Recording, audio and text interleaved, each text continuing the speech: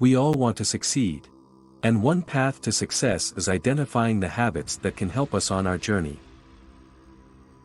We recommend starting that path by reading Stephen Covey's best-selling book, The 7 Habits of Highly Effective People. If you don't have time to read all 432 pages, we are here to help. Here are the 7 habits. 1. Be proactive. We're in charge. We choose the scripts by which to live our lives. Use this self-awareness to be proactive and take responsibility for your choices. The first habit that Covey discusses is being proactive.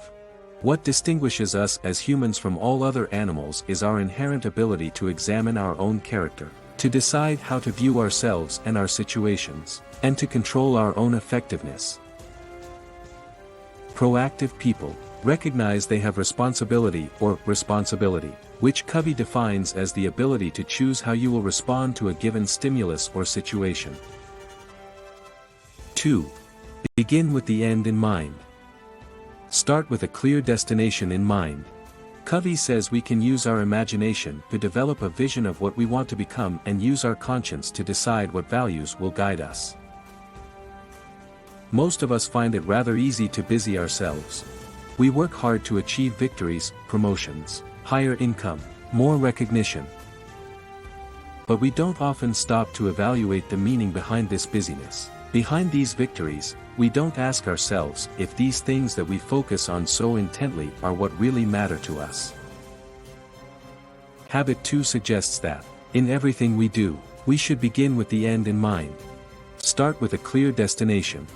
That way, we can make sure the steps we're taking are in the right direction. 3. Put first things first.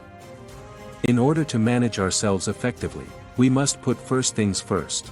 We must have the discipline to prioritize our day-to-day actions based on what is most important, not what is most urgent. In Habit 2, we discussed the importance of determining our values and understanding what it is we are setting out to achieve.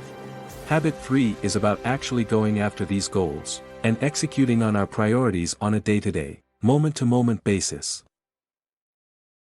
In order to maintain the discipline and the focus to stay on track toward our goals, we need to have the willpower to do something when we don't want to do it. We need to act according to our values rather than our desires or impulses at any given moment. 4. Think win-win. The best option is to create win-win situations. With win-lose, or lose-win, one person appears to get what he wants for the moment, but the results will negatively impact the relationship between those two people going forward. The win-win or no-deal option is important to use as a backup. When we have no deal as an option in our mind, it liberates us from needing to manipulate people and push our own agenda. We can be open and really try to understand the underlying issues. In solving for win-win, we must consider 2 factors: consideration and courage. 5.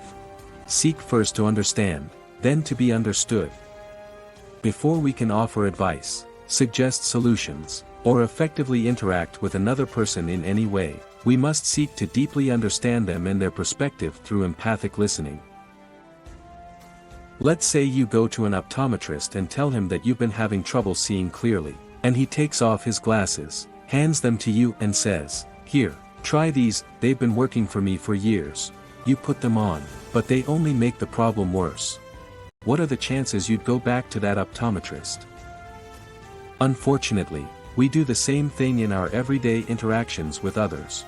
We prescribe a solution before we diagnose the problem. We don't seek to deeply understand the problem first. Habit 5 says that we must seek first to understand, then to be understood. In order to seek to understand, we must learn to listen. 6. Synergize. By understanding and valuing the differences in another person's perspective, we have the opportunity to create synergy, which allows us to uncover new possibilities through openness and creativity. The combination of all the other habits prepares us for habit 6, which is the habit of synergy, or, when 1 + 1 = 3 or more and the whole is greater than the sum of its parts. For example, if you plant two plants close together, their roots will commingle and improve the quality of the soil, so that both plants will grow better than they would on their own. Synergy allows us to create new alternatives and open new possibilities. It allows us as a group to collectively agree to ditch the old scripts and write new ones. 7. Sharpen the saw. To be effective, we must devote the time to renewing ourselves physically, spiritually, mentally, and socially. Continuous renewal allows us to synergistically increase our ability to practice each habit. Habit 7 is focused around renewal, or taking time to sharpen the saw. It surrounds all of the other habits and makes each one possible by preserving and enhancing your greatest asset, yourself.